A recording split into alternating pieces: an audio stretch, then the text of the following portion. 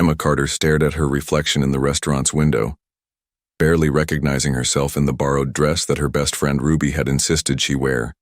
The fabric whispered against her skin as she shifted uncomfortably, trying to ignore the judging glances from the other patrons entering LeBlanc, one of Boston's most exclusive restaurants.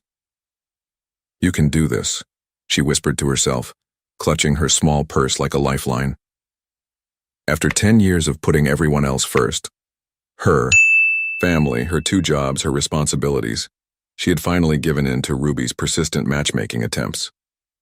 A blind date, in a place where the menu didn't even show prices. The maitre d' raised an eyebrow at her, his practiced smile not quite reaching his eyes. "Your name, miss?" "I'm meeting someone," Emma managed, her voice steadier than she felt. "The reservation should be under Kingston?" She silently thanked Ruby for at least telling her that much about her mystery date. The maitre d' consulted his tablet, his fingers dancing across the screen. "Ah yes, Mr. Kingston's table, right this way, please." Emma followed him through the dimly lit restaurant, past tables of wealthy patrons draped in designer clothes, and dripping with jewelry that probably cost more than her annual salary. The cream-colored walls seemed to close in around her, and the crystal chandeliers overhead felt like spotlights exposing her as an imposter. Then she saw him. Sitting alone at a corner table, his attention focused on the phone in his hand, was quite possibly the most striking man she'd ever seen. Dark hair styled with just the right amount of casualness, a jaw that could cut glass, and the kind of presence that made the air feel electric. His tailored suit probably cost more than her car, but it was the way he held himself that caught her attention, like someone who knew exactly who he was and made no apologies for it.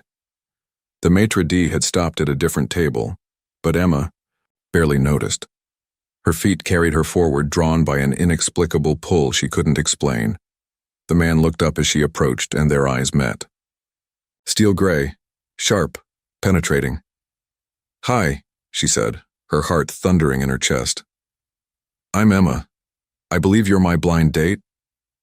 For a moment, something flickered across his face. Surprise, perhaps, or amusement. But it was gone so quickly she might have imagined it. He stood, his movements fluid and graceful, and Emma had to tilt her head back to maintain eye contact. He was tall, much taller than she'd initially thought. "Please," he said, his voice a low rumble that sent shivers down her spine. "Have a seat." As Emma settled into the chair he held out for her, she couldn't shake the feeling that something was different than she'd expected. Ruby had described her friend Kingston as a nice guy with a steady job. The man before her was anything but ordinary. "I have to admit," Emma said, trying to break the ice, "when Ruby suggested this, I was skeptical. Blind dates aren't usually my thing." His lips curved into a slight smile. "And what is your thing, Emma?" The way he said her name, like he was tasting it, made her stomach flip. "Usually, working. 2 jobs, actually. Not much time for dating." 2 jobs? He leaned forward slightly, his interest seemingly genuine. "Tell me about them." And somehow, sitting there in that impossibly expensive restaurant, Emma found herself opening up to this stranger. She told him about her administrative job at a local community college during the day, and her evening work managing a small bookstore. She even mentioned her buried dream of becoming a designer, something she rarely shared with anyone. He listened with an intensity that both unnerved and thrilled her. His questions were precise, thoughtful, drawing out details she hadn't meant to share. When their appetizers arrived, which he had ordered in flawless French, Emma realized an hour had passed in what felt like minutes. "I've been talking too much," she said, feeling her cheeks warm. "Tell me about yourself. What do you do?" A shadow of something passed across his face. "I'm in business," he said simply. "Acquisitions and strategy, primarily." "That sounds intense." "It can be." His eyes never left her face. "But right now, I find myself far more interested in hearing about your design aspirations." "You mentioned sustainable fashion." Emma blinked, surprised he'd picked up on that detail from her earlier rambling. "Yes, actually. I've always believed fashion should be accessible and environmentally conscious. Not that I've had much chance to pursue it. Why not? The direct question caught her off guard. Well, life, I suppose. Bills to pay, responsibilities to meet. Dreams don't always pay the rent. His expression hardened slightly. Dreams shouldn't be sacrificed for practicality, Emma. They should be pursued with everything you have. The intensity in his voice made her pause. There was something almost personal in the way he said it, as if her abandoned dreams somehow offended him. Before she could respond, her phone buzzed in her purse. It was a text from Ruby. OMG. Em, I'm so sorry. Kingston got called into emergency surgery. He's a resident at Mass General. Can we reschedule? Emma felt the blood drain from her face. She looked up at the man across from her, this stranger who had commanded her attention so completely for the past hour, and realized with horror that she had sat at the wrong table. I think there's been a mistake, she stammered, her voice barely a whisper. He studied her for a long moment, his expression unreadable. Has there? My blind date, he's not coming. He got called into surgery. He's a doctor, apparently. Emma's hands trembled as she gathered her purse. I am so sorry. I sat at the wrong table, and you've been so kind, and I've wasted your time, and… Oliver. She stopped, mid-ramble. What? My name is Oliver Bennett. He leaned back in his chair, but his eyes held her in place more effectively than any physical restraint. And you haven't wasted a moment of my time, Emma Carter. The use of her full name, which she hadn't given him, sent a chill down her spine. He knew. He had known all along that she wasn't meant to be at his table. Why didn't you say something? She asked, her embarrassment turning to confusion. Oliver's lips curved into a smile that transformed his entire face, making him look younger and somehow more dangerous.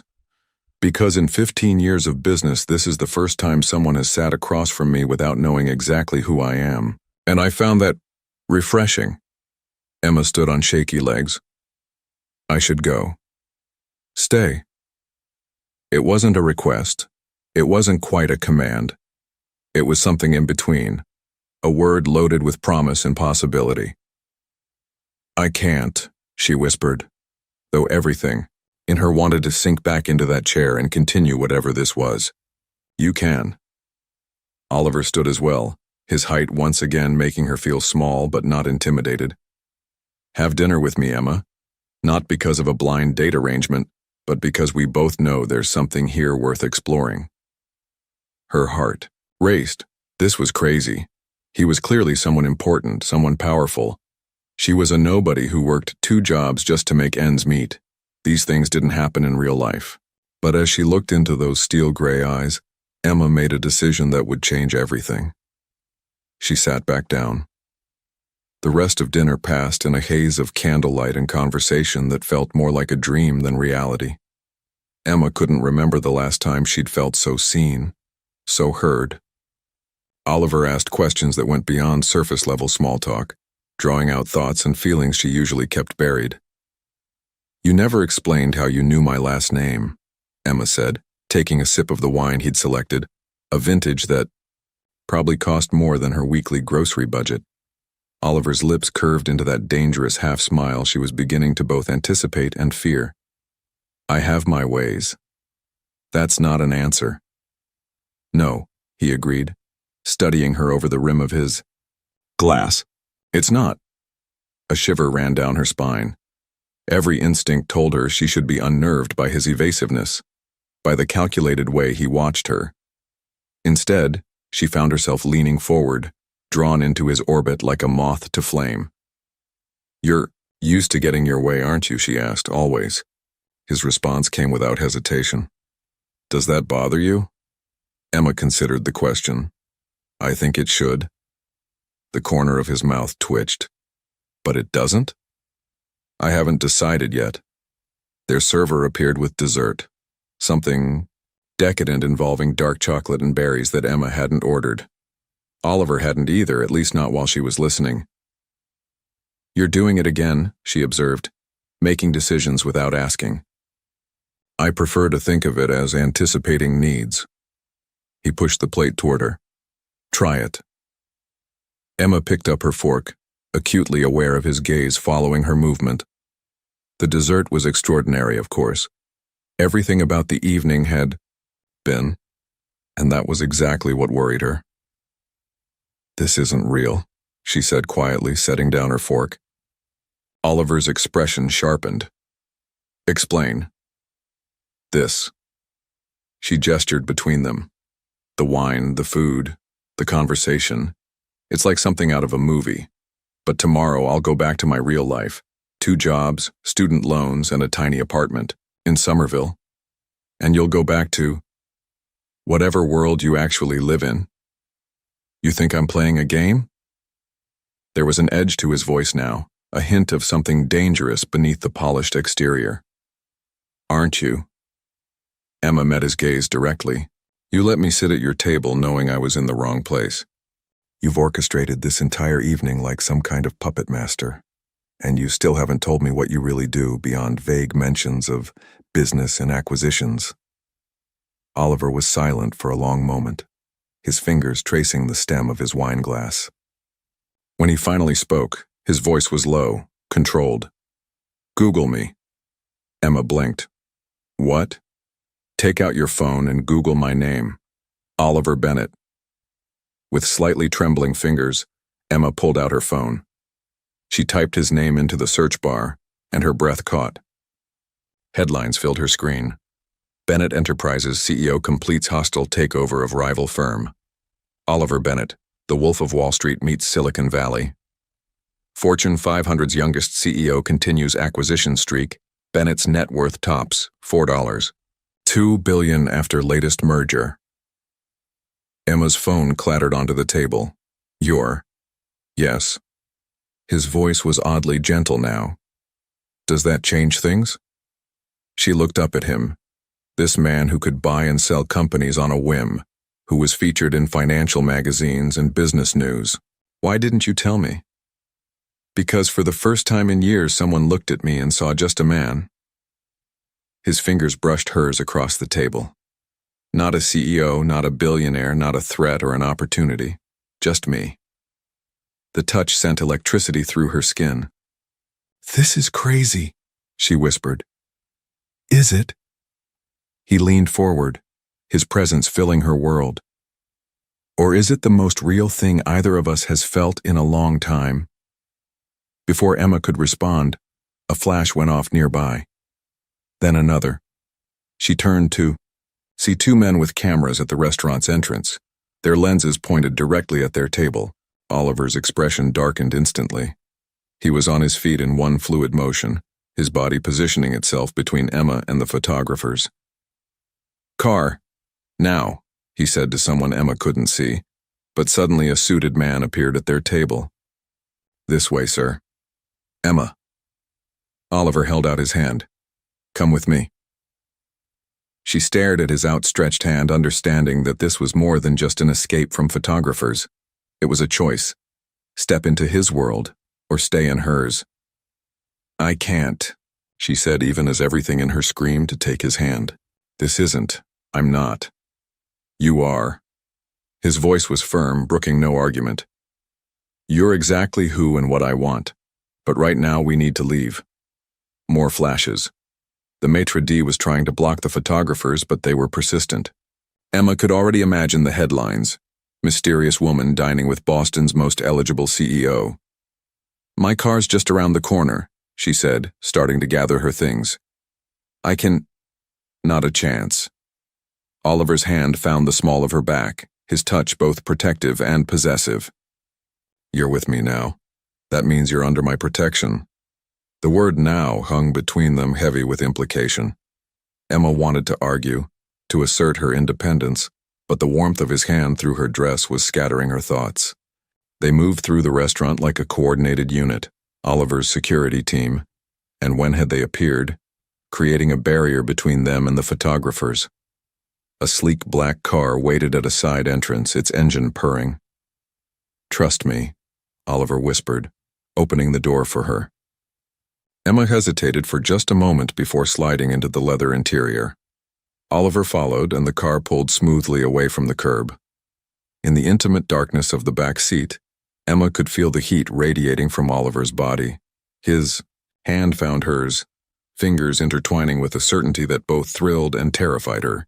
"I should take you home," he said, but his grip on her hand tightened.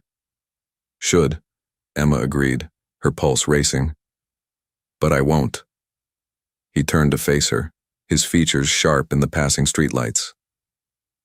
"Not until you understand something." "What's that?" "This isn't a game.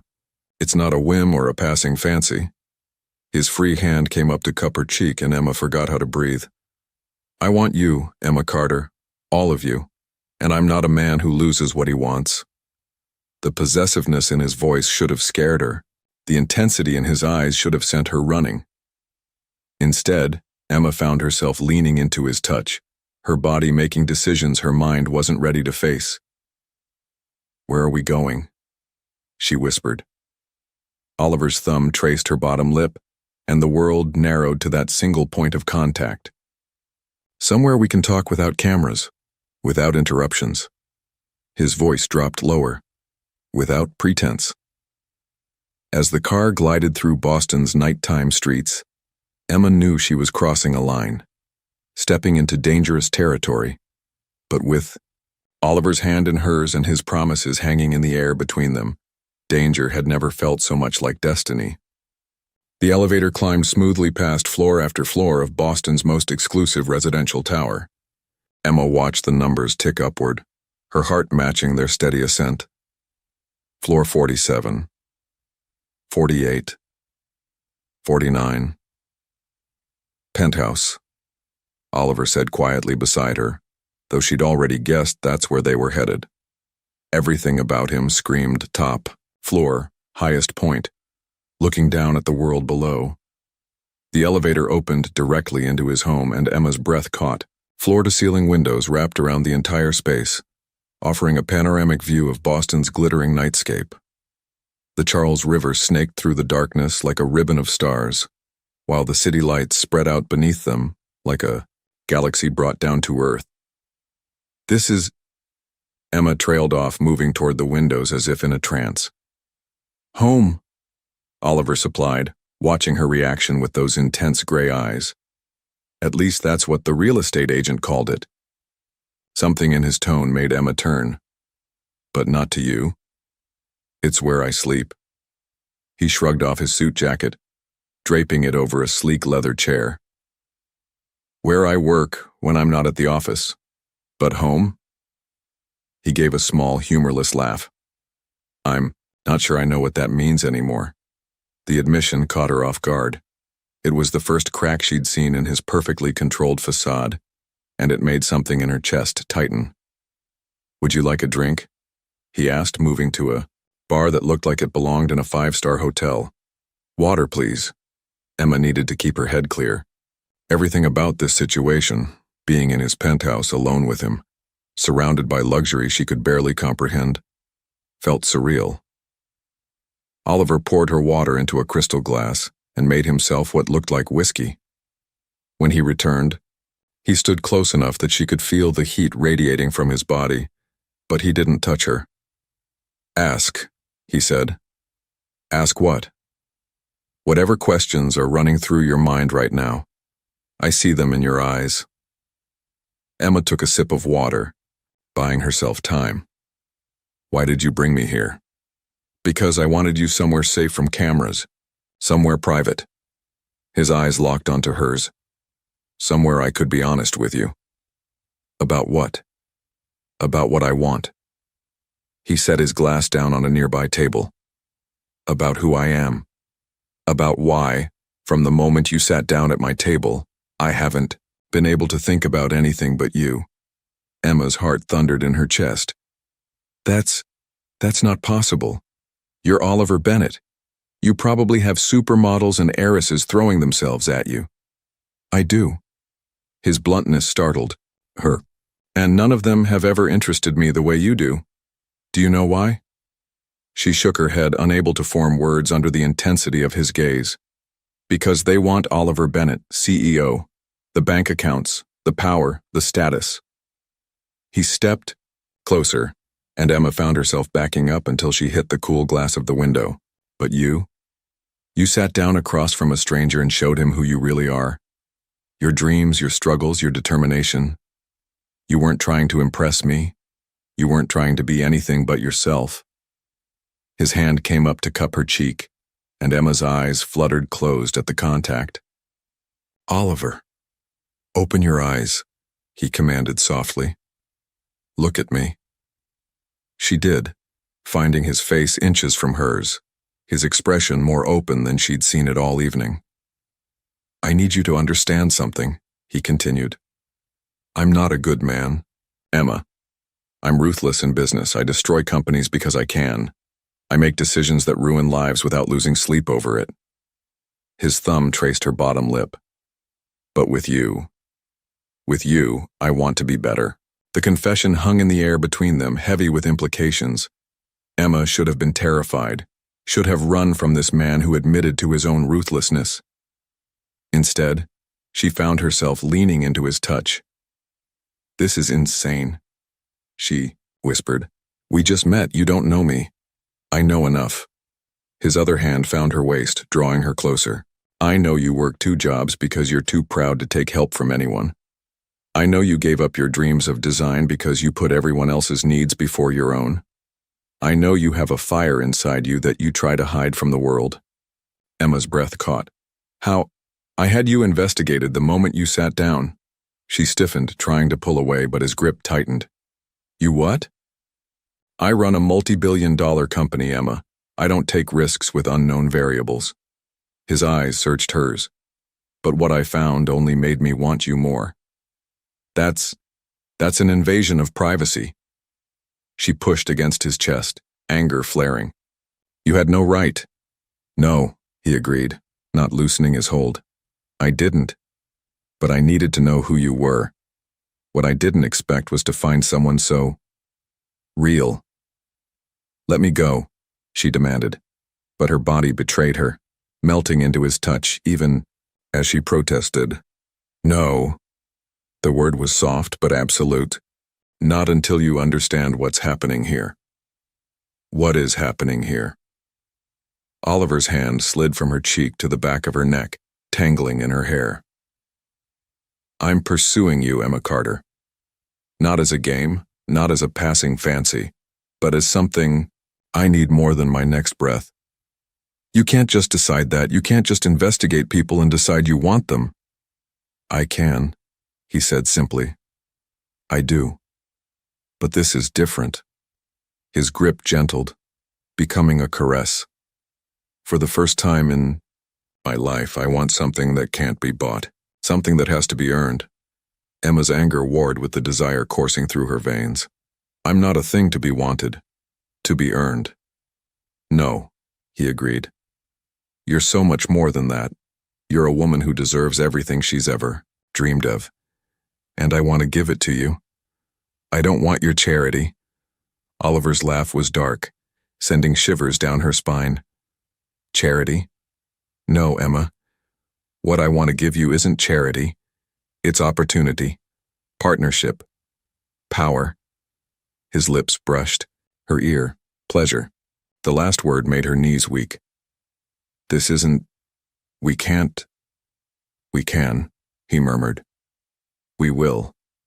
But only when you're ready. Only when you understand that this isn't a whim for me. It's a decision, a commitment. Emma's phone buzzed in her purse, breaking the moment.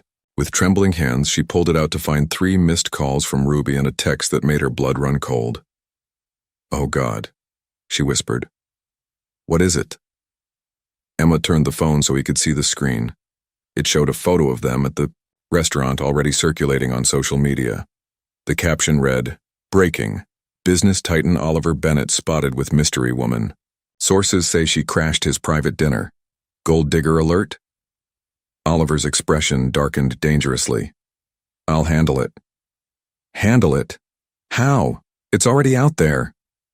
Emma's voice rose with panic. My name will be everywhere. My jobs.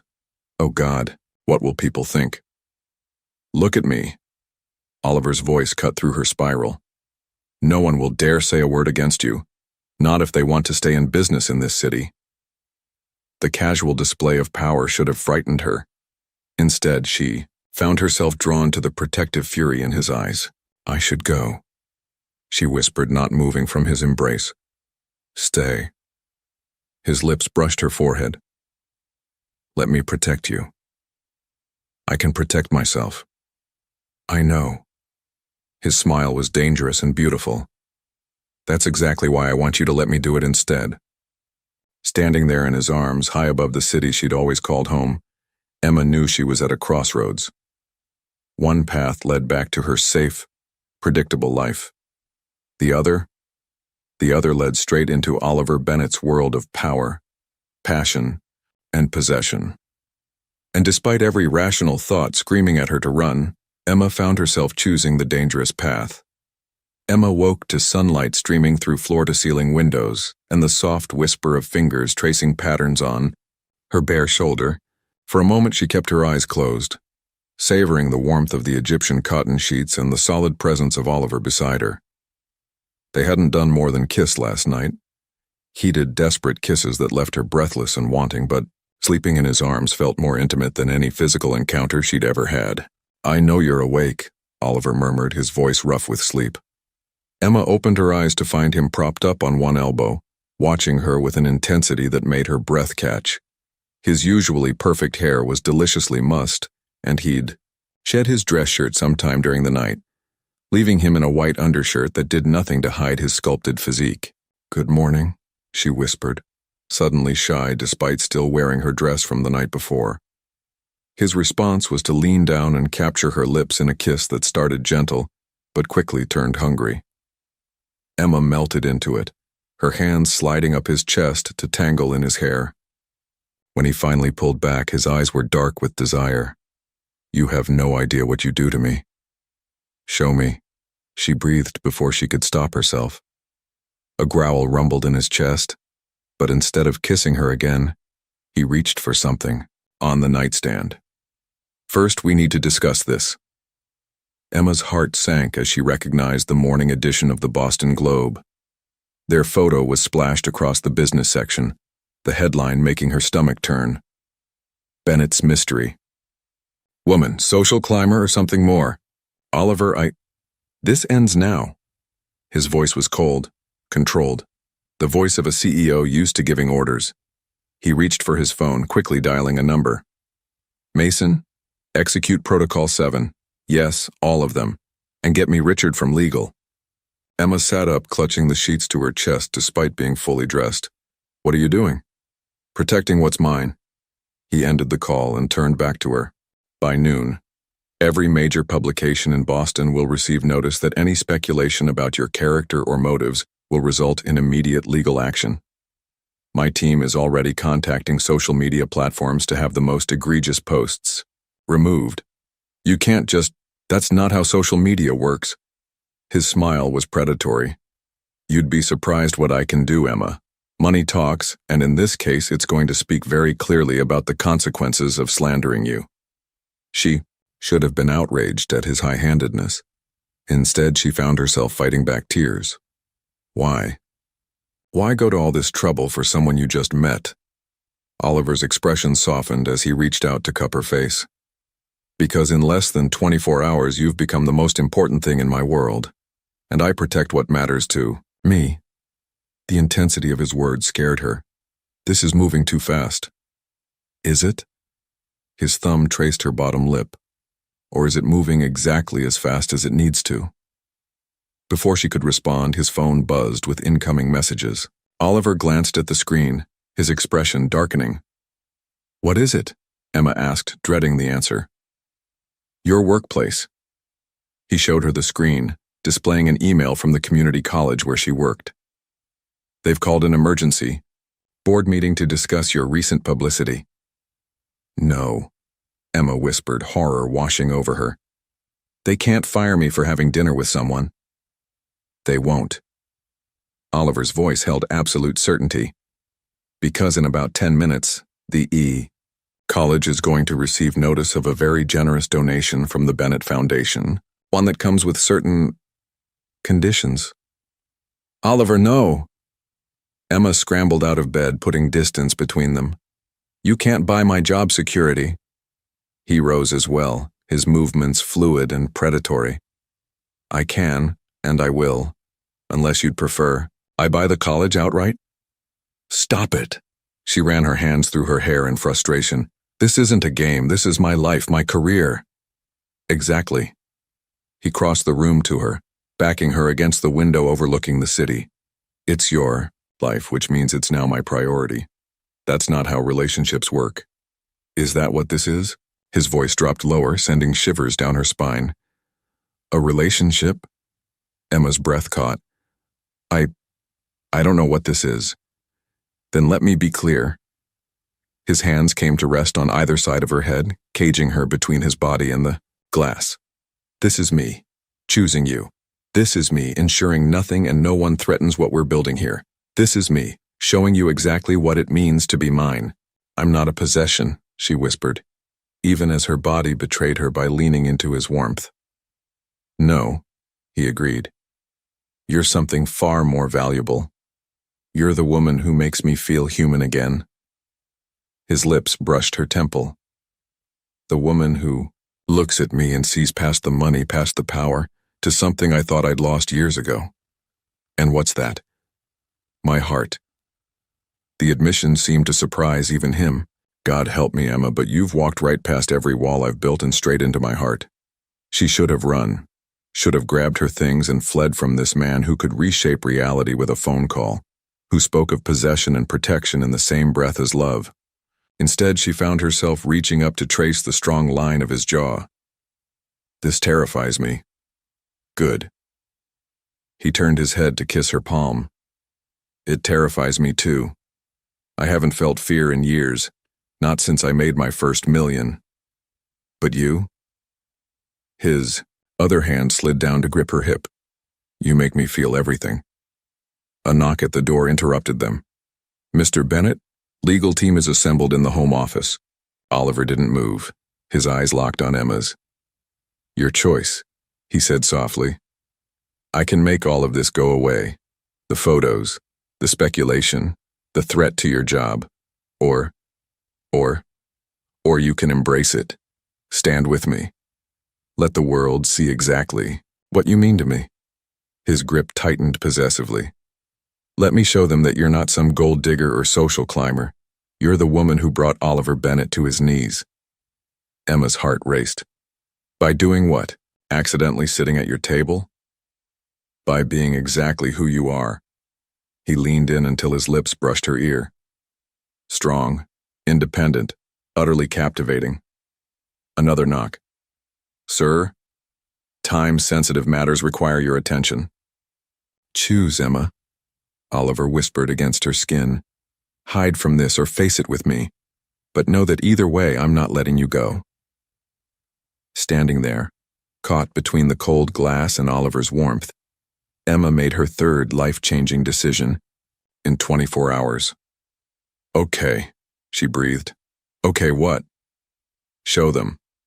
She met his gaze steadily. Show them what we are. Oliver's smile was both beautiful and dangerous. Sir? The voice called again. Send them in, Oliver commanded, not taking his eyes off Emma. It's time to change the narrative. As the door opened and suits filed into the penthouse, Emma realized she'd just stepped off another cliff. But with Oliver's hand firmly gripping hers, she couldn't bring herself to regret it. The fall, after all, felt an awful lot like flying. The next 48 hours passed in a whirlwind of lawyers, press releases, and carefully orchestrated public appearances. Emma watched in awe as Oliver's team transformed the narrative from gold digger scandal to modern fairy tale romance. Each move was calculated, each statement precisely crafted. Now, sitting in Oliver's executive office on the top floor of Bennett Tower, Emma struggled to recognize her own life. The statement goes live in an hour, Oliver said, hanging up his phone. His suit was impeccable as always, but Emma had learned to read the tension in his shoulders, the way his jaw clenched when he was worried. Are you sure you're ready for this? Emma smoothed her new designer dress, a gift from Oliver that probably cost more than her monthly rent. Do I have a choice? Always. He crossed the room to kneel before her chair, taking her hands in his. Say the word and I'll shut it all down. We can disappear to my island in the Caribbean until this blows over. The casual mention of owning an island still made her head spin. Running away won't solve anything. No, he agreed, his thumb tracing circles on her palm. But it would keep you safe. I don't need... A knock interrupted them. Mr. Bennett, they're ready for you in the boardroom. Oliver's expression hardened. Tell them to wait. Sir, the shareholders... I said wait. His voice carried the edge that Emma had learned meant absolute obedience was expected. When they were alone again, he reached up to cup her face. Last chance to back out. Emma leaned into his touch. I'm not going anywhere. His kiss was swift, but fierce, leaving her breathless. That's my girl. The boardroom was intimidating, all mahogany and leather, with floor-to-ceiling windows offering a commanding view of Boston's financial district. 12 men and women in expensive suits sat around the massive table, their expressions ranging from curious to openly hostile. Ladies and gentlemen, Oliver began, his hand resting possessively on Emma's lower back as he guided her to the head of the table. I believe you all know why we're here. Indeed, said an older man with steel-gray hair. The question is whether you do, Oliver. This indiscretion has already cost us points on the market. Emma felt Oliver tense beside her. Choose your next words very carefully, Richard. The board has concerns, a woman in her 50s interjected smoothly. Your personal life is your own, but when it affects shareholder value... My personal life, Oliver cut in, his voice deadly quiet, is not up for discussion, not even by this board. The press will say exactly what we tell them to say. Oliver's smile didn't reach his eyes. Unless anyone here would like to experience firsthand what happens when they cross me. The threat hung in the air, making Emma's skin prickle. This was a side of Oliver she'd glimpsed but never fully witnessed. The ruthless CEO who'd built an empire through sheer force of will. Perhaps, Emma found herself saying, surprising everyone, including herself. What you really want to know is whether I'm a liability. Oliver's hand tightened on her back, but she continued. You're worried I'm after his money, or that I'll cause a scandal, or that I'll distract him from running this company. She met each board member's eyes in turn. I understand those concerns. They're valid from a business perspective. Emma, Oliver warned, but she pressed on. But here's what you need to know. She straightened her spine, channeling every ounce of confidence she could muster. I have my own career, my own dreams. I'm not here for Oliver's money or his power. I'm here because somehow, against all odds, we found something real. The boardroom was silent for a long moment. Pretty words, Richard said finally. But actions speak louder. Already rumors are circulating about insider trading, about you using your relationship with Oliver to gain advantages. What? Emma's blood ran cold. Oliver's voice was pure ice. Explain. A tablet was passed down the table, displaying emails and social media posts suggesting Emma had been seen making suspicious trades just before Bennett Enterprises announced a major acquisition. This is impossible, Emma protested. I don't even own stocks. Nevertheless, the woman from earlier said, the SEC is asking questions. Oliver's laugh was chilling. The SEC? Really? You want to play that game, Patricia? Something passed. Between them, some unspoken threat or reminder that made the woman pale slightly. If anyone, Oliver continued, his voice carrying to every corner of the room, is responsible for these rumors, they should know that my response will be thorough. The word carried weight that made several board members shift uncomfortably. Now, he straightened to his full height. Let me be perfectly clear. Emma is not a topic for discussion. Not in this room, not in the press, not anywhere. She is part of my life, which means she is untouchable. Anyone who forgets that will find themselves dealing with me personally. The shareholders, Richard began. Will be thrilled, Oliver cut in, when our Q3 numbers show record profits, which they will, unless anyone here wishes to test me. The threat was clear. Oliver could make or break careers with a word, and everyone in the room knew it. Now, he continued, I believe we have actual business to discuss. The Chen merger won't close itself. Just like that, the topic of Emma was closed. She watched in fascination as Oliver commanded the room, directing billion-dollar decisions with the same ease others might order coffee. But beneath the polished surface, she sensed his rage. It simmered in the tight line of his shoulders, the slight edge in his voice when certain board members spoke. An hour later, as they rode the elevator back to his office, Emma finally asked, The SEC investigation, is it real? Oliver pulled her into his arms, his embrace fierce and protective. It's a warning shot, someone on the board trying to force my hand. By targeting me? By threatening what matters to me most. His eyes burned with controlled fury. They'll regret that decision. Oliver, she touched his face, feeling the tension in his jaw. Don't do anything rash. His laugh was dark. Rash? No, sweetheart. What I'm going to do will be very, very calculated. You're scaring me. Good. He kissed her forehead. Because the people who tried to hurt you, they should be terrified. The elevator doors opened to reveal Ruby standing in Oliver's office, her face pale.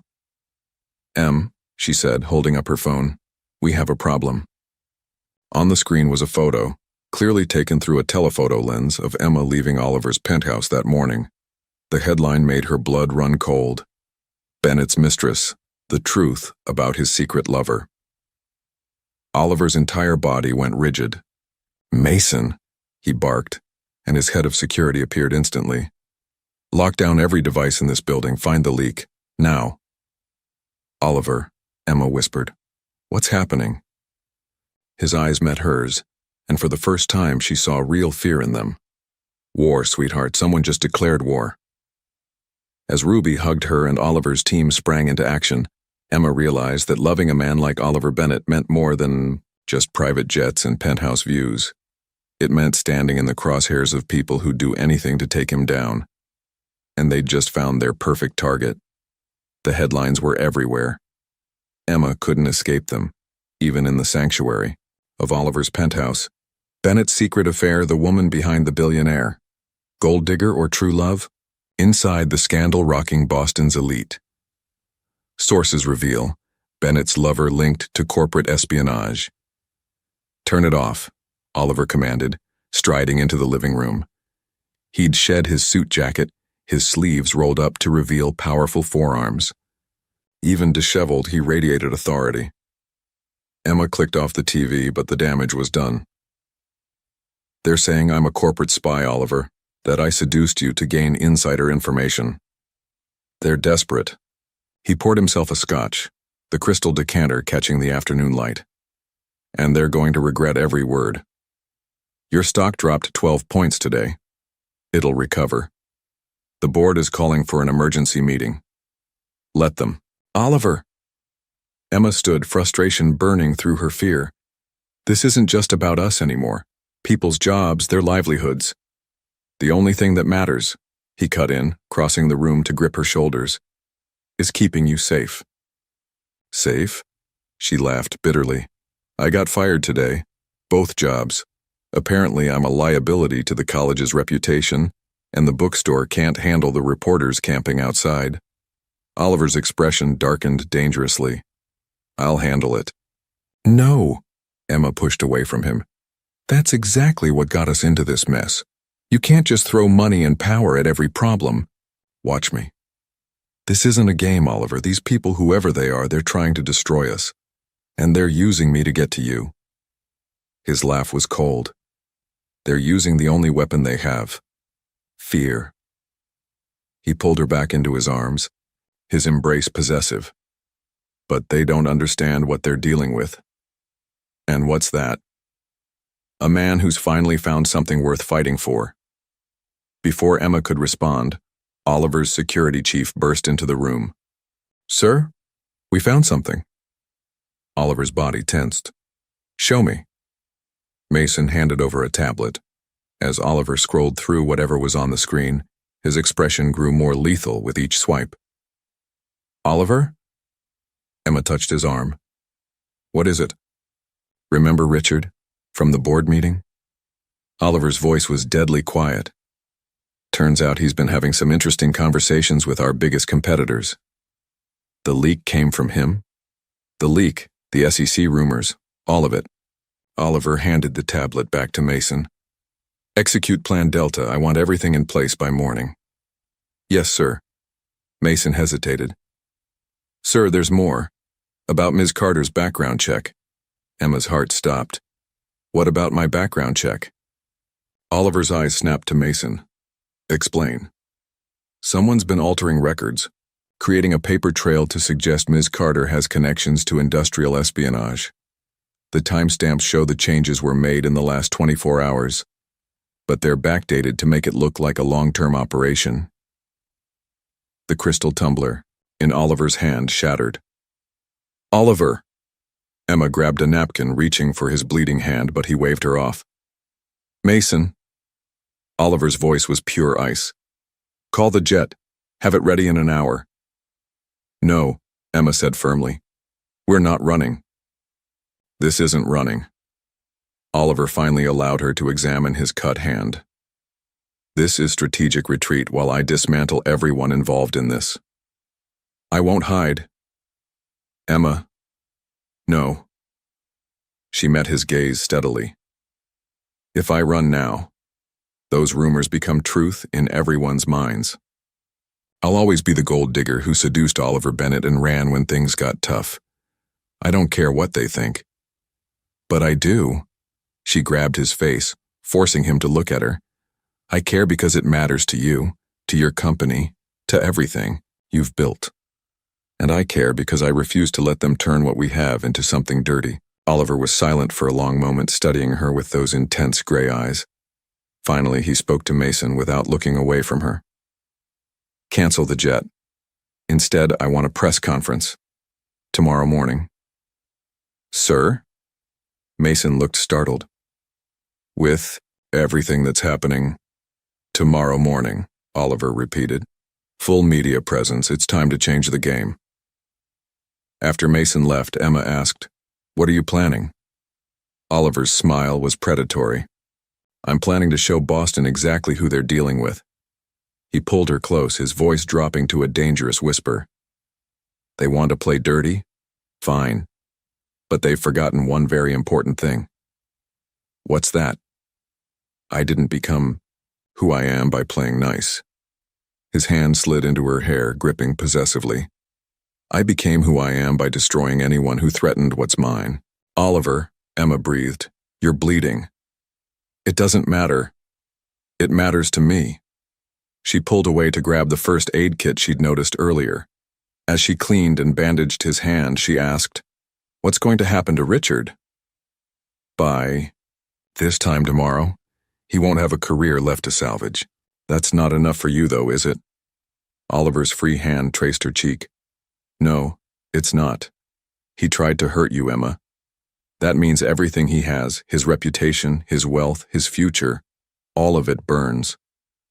She should have been frightened by the coldness in his voice.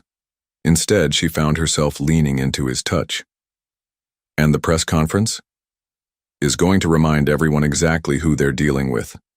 He tilted her chin up. But I need you to do something for me first. What? Trust me. His eyes searched hers. Completely. Without reservation, can you do that? Emma thought about everything that had happened since she sat at the wrong table. About the way Oliver looked at her like she was the only thing that mattered in his world. About the fierce protectiveness that matched his equally fierce desire. Yes, she whispered. I trust you. His kiss was brutal and possessive, making her gasp. When he pulled back, his eyes were dark with promise. Then let me show Boston what happens when someone threatens the woman I love.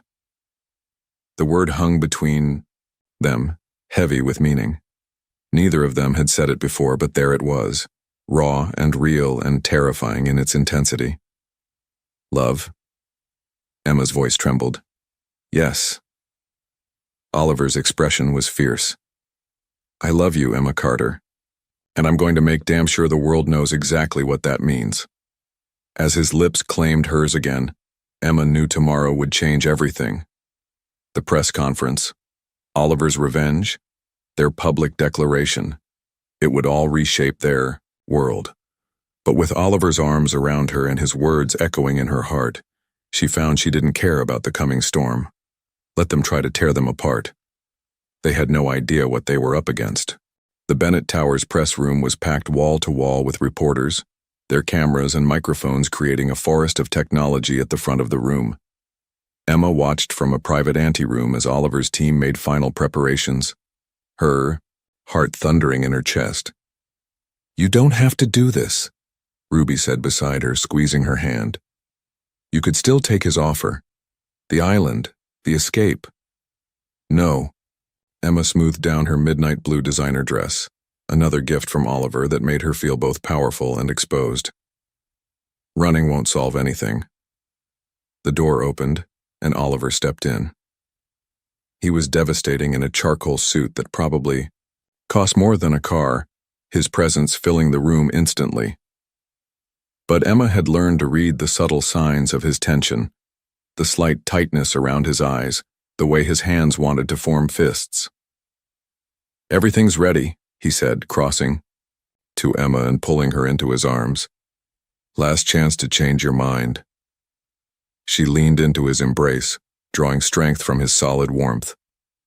I thought you said you trusted me. I do. His lips brushed her temple. But what's about to happen? There's no going back from this, Emma. Good. She pulled back to meet his gaze.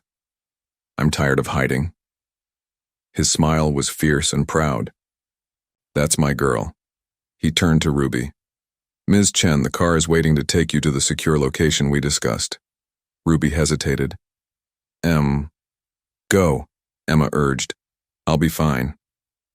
After Ruby left, Oliver cupped Emma's face in his hands. Remember what we discussed. No matter what happens out there, no matter what's said, I trust you, she finished. Completely. His kiss was swift but passionate, leaving her breathless.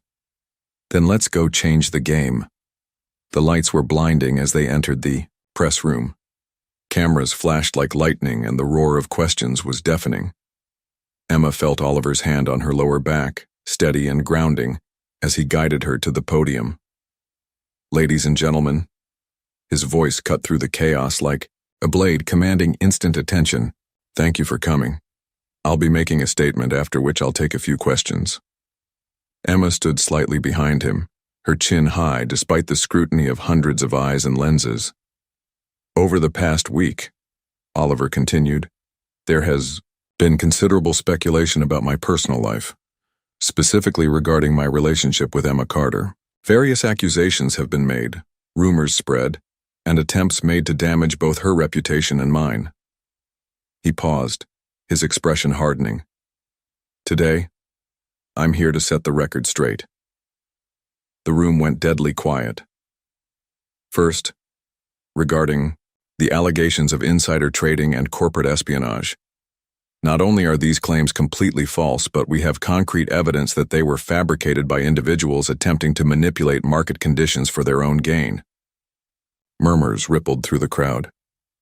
As of this morning, the SEC has received comprehensive documentation proving these allegations were manufactured. The individuals responsible, including former board member Richard Henderson, are now facing federal investigation. Gasps and furious typing filled the room. Furthermore, Oliver's voice turned colder. Any media outlet that continues to publish these demonstrably false allegations will face immediate legal action. My team has already prepared suits against 3 major publications with damages in the hundreds of millions. Emma watched as the reporters shifted uncomfortably. Oliver wasn't just making a statement, he was issuing a warning. Now, as to my relationship with Emma Carter. He reached back, taking her hand and drawing her forward to stand beside him. The speculation ends today. His grip on her hand tightened slightly, the signal they'd discussed. Emma's heart raced as she realized what was coming. Emma is not my mistress, my secret, or my scandal. Oliver turned to face her, his eyes intense. She is the woman I love, the woman I intend to spend my life with, and as of last night, she is my fiancée. The room erupted. Emma barely heard the shocked exclamations and rapid-fire questions. She was lost in Oliver's eyes, in the warmth of the stunning ring he'd given her the night before, in the absolute certainty of his love. Mr. Bennett, this is quite sudden. Ms. Carter, did you know about this announcement? What about the company's stock price? Oliver raised a hand, silencing the room. One more thing. His smile was lethal. As of 9 o'clock this morning, I have acquired controlling interest in the Boston Herald, the Globe, and 3 other major media outlets in the city. Any publication that chooses to slander the future Mrs. Bennett will find their ownership structure dramatically reorganized. Emma's eyes widened. He hadn't told her about this part of the plan. Now, Oliver continued, I believe my legal team is distributing packets containing evidence of the false allegations, documentation of my media acquisitions, and his smile turned predatory. Detailed information about certain board members, attempts to manipulate market conditions through manufactured scandals. The room was chaos as reporters dove for the packets being handed out. One final note. Oliver's voice cut through the noise. To anyone who thought they could use Emma to get to me, you failed.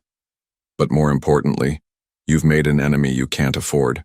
By targeting her, you've guaranteed that I will dismantle everything you've built, piece by piece, until there's nothing left. He turned to Emma, his expression softening. That's all the time we have for today. My fiancé and I have a celebration to attend. The questions flew like bullets as Oliver led Emma from the podium. Ms. Carter, how does it feel to be engaged to Boston's most eligible bachelor? Mr. Bennett, what about the board's concerns? When's the wedding? But Emma barely heard them. She was focused on the way Oliver's hand gripped hers, the fierce pride in his eyes, the way he'd just declared war on anyone who dared threaten their happiness. In the private elevator, he finally pulled her into his arms. Okay? You bought newspapers, she said, still dazed. Multiple newspapers. His laugh was warm against her hair. I told you I'd protect you. By buying the entire Boston media? By eliminating their ability to hurt you. His fingers traced her cheek. No one will ever use the press against you again. I own it all now. She should have been horrified by this display of power. Instead, she found herself rising on tiptoe to kiss him. You're terrifying, you know that? Only to people who threaten what's mine. His thumb brushed her bottom lip. And you, Emma Carter, are very much mine. Soon to be Emma Bennett, she corrected, watching his eyes darken at the name. Say it again. Emma Bennett. She smiled against his lips. Your move shocked them all, you know. Good. His kiss was possessive. Let them see exactly what lengths I'll go to for you. Let them understand that targeting you means war with me. The elevator opened into his penthouse, their penthouse now, she supposed. The ring on her finger caught the light, sending rainbows dancing across the walls. Any regrets? Oliver asked, studying her face. Emma thought about everything that had led them here. The wrong table, the media circus, the attacks, and now, this very public declaration of war against their enemies. None, she said firmly. You? His smile was both dangerous and beautiful. Only that I didn't find you sooner. As his lips claimed hers again, Emma knew their battle wasn't over. There would be more headlines, more attempts to tear them apart, more challenges to face. But standing in Oliver's arms, wearing his ring and his name, she felt invincible. Let them try to break them. They had no idea what they were up against. The engagement party at Boston's most exclusive hotel should have been a triumph. Instead, Emma stood at the edge of the glittering ballroom, watching Oliver argue intensely with Mason in a corner.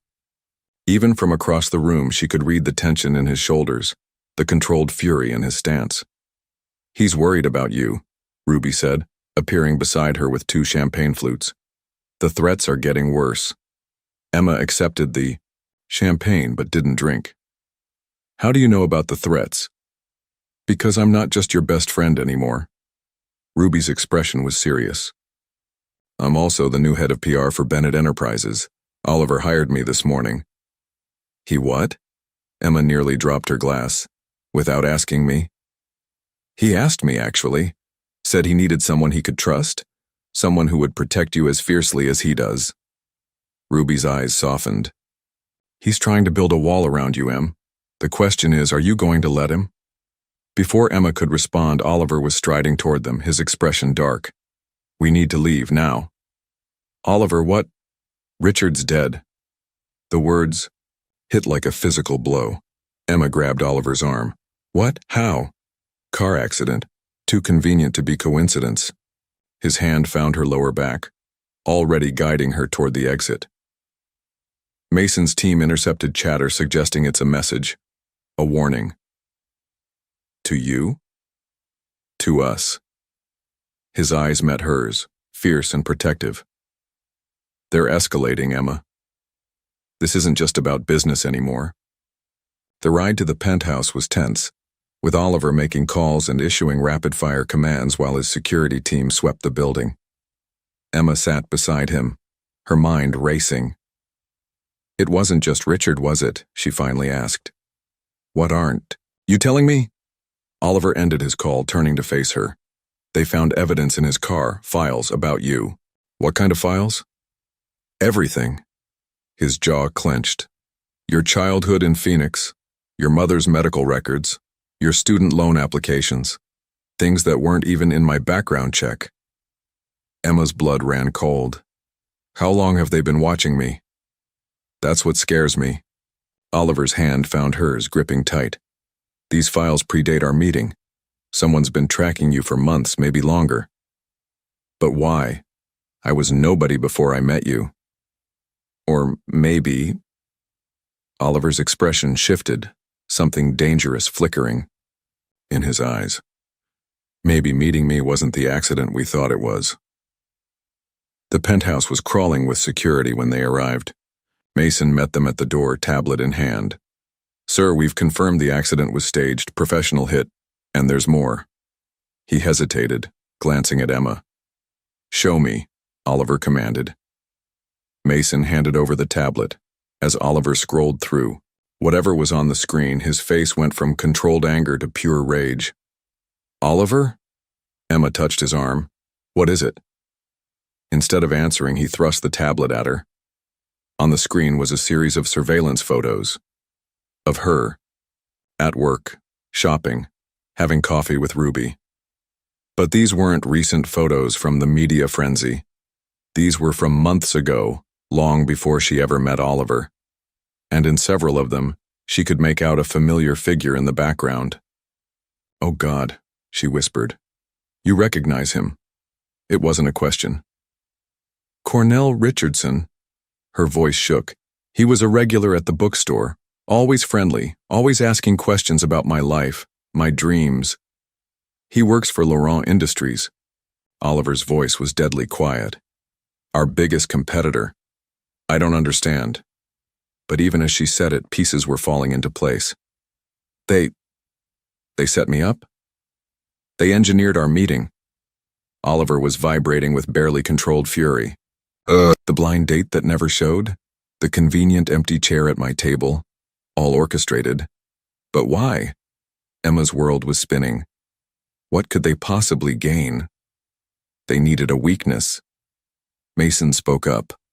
"Mr. Bennett has a reputation for being untouchable, uncompromised. They needed a scandal." Emma finished, feeling sick. A gold digger story to shake investor confidence, to make Oliver look foolish and distracted. Except it backfired. Oliver pulled her into his arms, his embrace fierce. Instead of a scandal, they gave me the one thing I never knew I needed. Me, she whispered against his chest. You. His fingers tangled in her hair, and now they're desperate. The scandal failed. The SEC investigation failed. The media attacks failed. So they're resorting to violence.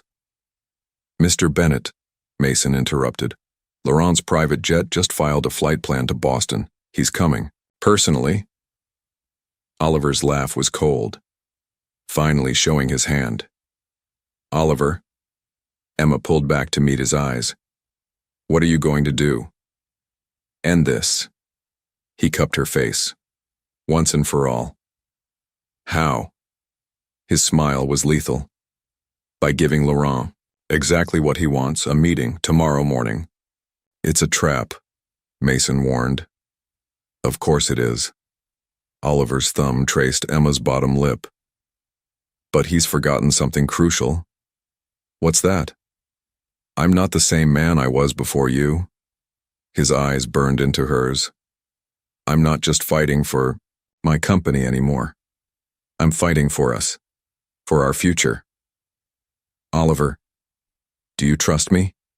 He asked, his voice intense. Yes. The answer came without hesitation. Then trust me now. He kissed her forehead. Laurent thinks he can use you to destroy me. Instead, he's given me something worth destroying him for. Emma should have been frightened by the cold certainty in his voice. Instead, she found herself drawing strength from it. What do you need me to do? His smile was proud and fierce. Be exactly who you are, the woman strong enough to stand beside me, not behind me. Even if it's a trap. Especially then. His kiss was possessive, because Laurent made one critical mistake in his grand plan. What's that? He thought you were just a pawn. Oliver's eyes blazed. He never expected you to be my queen. As security teams moved around them and plans were made for tomorrow's confrontation, Emma realized something fundamental had shifted. This wasn't just Oliver's battle anymore. It was theirs. And Laurent was about to learn exactly what happened when you threatened a love that defied all his careful calculations. The storm was breaking, and they would weather it together. Dawn broke over Boston, painting the city in shades of gold and shadow. Emma stood at the penthouse windows watching the sun rise over the financial district. In a few hours, everything would change. You should be sleeping, Oliver said behind her, his voice rough with exhaustion. He hadn't slept at all, spending the night coordinating with his team and making preparations. So should you. She turned to face him, taking in the subtle signs of strain around his eyes. Even with his jacket discarded and shirt sleeves rolled up, he radiated power and control. Come here, he commanded softly. Emma went willingly into his arms, breathing in his familiar scent of expensive cologne and something uniquely him. Tell me again why I can't be at the meeting. Because Laurent expects it. His fingers traced patterns on her back. He'll be looking for you, waiting to use you as leverage. Instead, I'll be at the SEC offices with Ruby, delivering evidence of his long-term manipulation and corporate espionage. She smiled against his chest. While you keep him distracted. Distracted? Oliver repeated, a dangerous edge to his voice. That's one word for it. Oliver. She pulled back to meet his eyes. Promise me you won't do anything reckless. His laugh was dark. Sweetheart, everything I've done since meeting you has been reckless. I'm serious. So am I. He cupped her face. Laurent tried to use you to destroy me. Instead, he gave me everything I never knew I wanted. His thumb traced her bottom lip. Now he has to pay for threatening that. Before Emma could respond, Mason appeared in the doorway. Sir, the market opens in an hour. Everything's in place. Oliver nodded, not taking his eyes off Emma. Launch phase 1. Mason disappeared. Already on his phone, Emma felt the tension radiating from Oliver's body. What's phase 1? She asked. The beginning of the end. He finally looked away, moving to pour coffee from the expensive machine he'd had installed just for her. By noon, Laurent Industries stock will be in free fall. By 1, they're major. Investors will be jumping ship. By 2, his smile was lethal. Well, that depends on how our meeting goes. You're going to destroy his company. No. Oliver handed her the coffee. I'm going to give him a choice. The same choice he tried to force on me. What choice? Everything he has or everything he loves? Oliver's eyes burned into hers. He thought he was clever using you to get to me, but he never understood what that would mean. What does it mean? That I'd burn the world down to keep you safe. He set down his cup, pulling her close again. That there is nothing, no company, no fortune, no power worth risking you for. Emma's heart raced at the intensity in his voice. You can't protect me from everything. Watch me. A knock interrupted them. Ruby entered, already dressed for business in a sharp suit. Em, the car's ready. Oliver's arms tightened for a moment before he released her. Remember the plan. No matter what happens, no matter what you hear, stay with Ruby and the security team, Emma finished. I know. And if anything feels wrong, get out immediately. Go to the safe house. She touched his face. I remember everything we discussed. His kiss was fierce and possessive, leaving her breathless. I love you, he whispered against her lips. I love you too. She forced herself to step back. End this. With pleasure. The ride to the SEC offices was tense. Emma watched on her phone as Laurent Industries stock began to plummet the moment the market opened. Business news channels were scrambling to explain the sudden sell-off. He's really going to do it, Ruby said, watching the numbers fall. Destroy an entire company just to protect you. Not just the company. Emma's phone buzzed with a text from Oliver. Phase 2 initiated. Stay safe. He's going to destroy everything Laurent has built. Because Laurent tried to use you as a weapon. No. Emma smiled grimly. Because he thought I was just a pawn in his game. He never expected me to be the queen. The SEC offices were a flurry of activity when they arrived. News of Laurent Industries' stock collapse had everyone on high alert. Ms. Carter, a senior investigator met them in the conference room. We've reviewed the preliminary evidence your team sent over. It's comprehensive. That's one word for it. Emma opened her briefcase, removing the files they'd prepared. What you're about to see proves that Laurent Industries engineered a complex scheme involving market manipulation, corporate espionage, and now apparently murder. Murder? The investigator's eyebrows shot up. Richard Henderson's death wasn't an accident.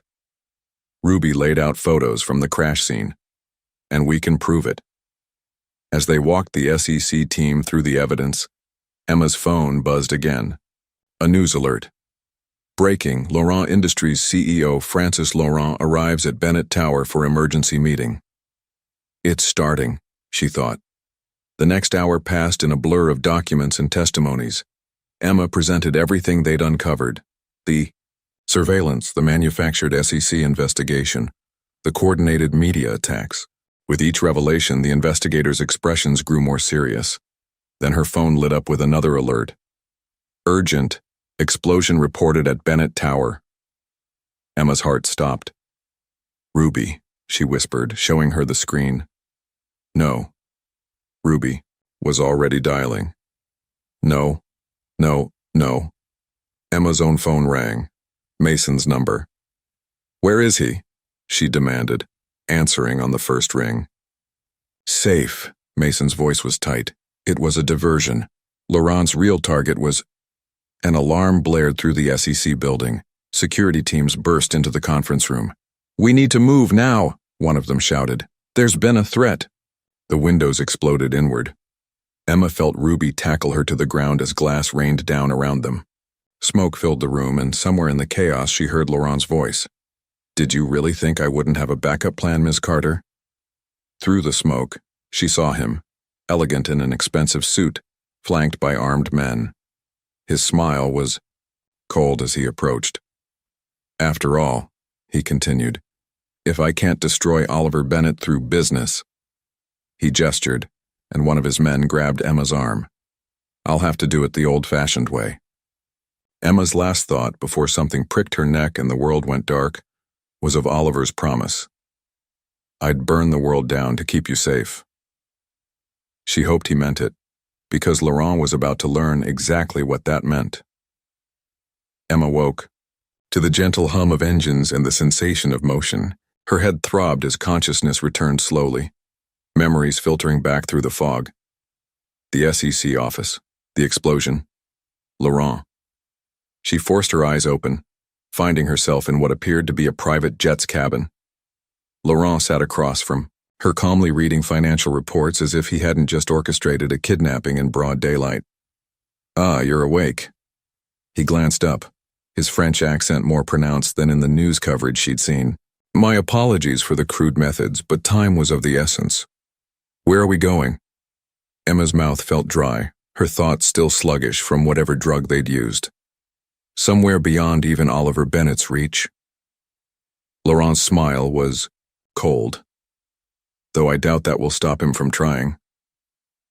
As if summoned by his words, the jet's satellite phone rang. Laurent's smile widened as he answered on speaker. I was wondering when you'd call. If you touch her, Oliver's voice was pure ice. There won't be a place on earth where you can hide. Bold words from a man who's just lost everything. Laurent gestured to a tablet showing live news coverage. Bennett Tower's upper floors were engulfed in flames, smoke billowing against the Boston skyline. Emma's heart clenched, but she remembered Oliver's words from that morning, no matter what you hear. The tower was empty, she said, realizing suddenly. You evacuated it before the meeting. Laurent's expression flickered. On the phone, Oliver laughed darkly. You still don't understand, do you, Francis? Oliver's voice carried a dangerous edge. You think you're winning because you destroyed some property, because you managed to grab Emma while I was distracted. I think, Laurent replied smoothly, that I have the woman you love at 30,000 feet, heading somewhere you'll never find her. I think your company's headquarters is in ruins, your board is in chaos, and your reputation is about to be destroyed when the world learns you couldn't protect your own fiancée. Check your phone, Oliver commanded. Laurent frowned, picking up his personal cell. As he read whatever was on the screen, his face went ashen. Impossible, he whispered. Would you like to tell him? Oliver asked Emma. Or should I? Despite her situation, Emma felt a smile spread across her face as understanding dawned. The SEC evidence wasn't the real play, was it? No, Oliver confirmed. That was just to get Laurent's attention. The real plan was much simpler. What did you do? Laurent demanded. While you were focused on Emma, my team was executing a hostile takeover of your company. Every shell corporation you used to hide your ownership, every offshore account, every secret holding, we found them all. And as of 10 minutes ago, I own controlling interest in Laurent Industries. Laurent's hands shook as he stared at his phone. My board would never... Your board already voted to accept my offer. Unanimously. Turns out they're not fond of CEOs who resort to kidnapping and attempted murder. You're bluffing. Check your corporate email, Oliver suggested. You'll find your termination notice was sent about... A pause. 30 seconds ago. Laurent lunged for his laptop, fingers flying across the keys. Emma watched as his face contorted with rage. You can't do this. I already have. Oliver's voice turned colder. Now here's what's going to happen. You're going to turn that plane around immediately. If Emma isn't safely back in my arms within 2 hours, I won't just take your company. I'll take everything. Your homes, your cars, your personal accounts. All of it will belong to me. You wouldn't dare. Test me, Oliver challenged. See what happens when you threaten the woman I love. Laurent's composure cracked. This was supposed to be simple, he snarled. She was supposed to be a distraction, a scandal to weaken you. Instead, Emma cut in, finding her strength. You gave him something worth fighting for. Something bigger than business or power or money. Love. Laurent spat the word like a curse. How disappointingly ordinary. No. Oliver's voice softened. How extraordinarily powerful. A light flashed on the jet's console. The pilot's voice came through the intercom.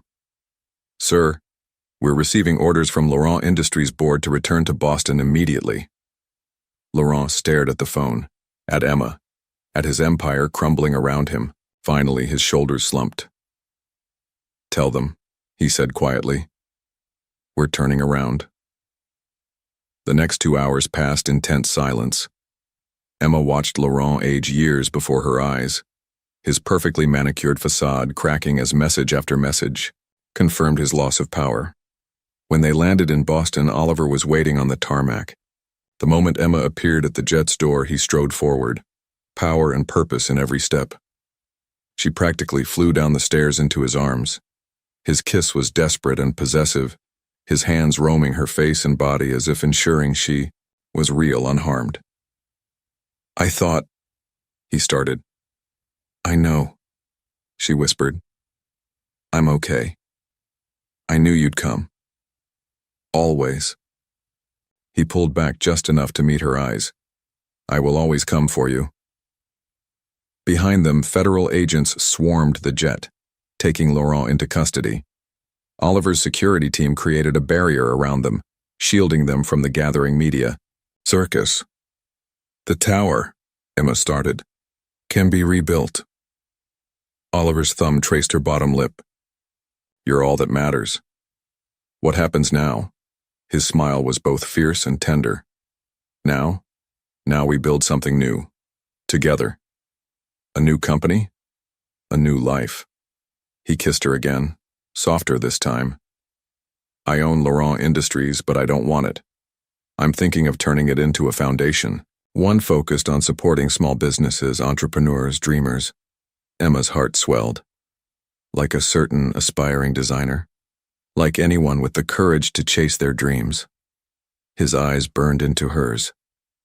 You taught me that there are more important things than power and control. You taught me how to feel again, how to love again. Oliver Bennett, she teased, are you becoming a romantic? Only for you. His expression turned serious. Marry me. You already asked. I already said yes. No. He shook his head. Marry me now. Today. No more waiting. No more games. No more threats hanging over us. Just you and me, building our empire together. Emma thought about everything that had led them here. The wrong table that turned out to be exactly right. The battles they'd faced. The love that had grown stronger with every test. Yes, she whispered. His kiss was a promise, a declaration, a future written in the language of love and power and passion.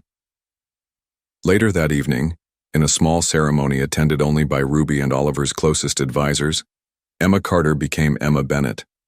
Not as part of some corporate strategy or public relations move, but as the culmination of a love story that had defied every calculation and scheme thrown against it. As they danced their first dance as husband and wife in the penthouse ballroom, Boston's lights twinkling below them like earthbound stars, Oliver pulled her close. Happy? He asked. Emma looked up at the man who had changed her world, the powerful CEO who had learned to love, the ruthless businessman who had found his heart. Perfect, she answered, because sometimes the wrong table turns out to be exactly right. Sometimes the most powerful love stories aren't written in fairy tales but in the language of corporate takeovers and hostile bids. And sometimes, just sometimes, a woman who sits in the wrong chair becomes the queen who changes everything.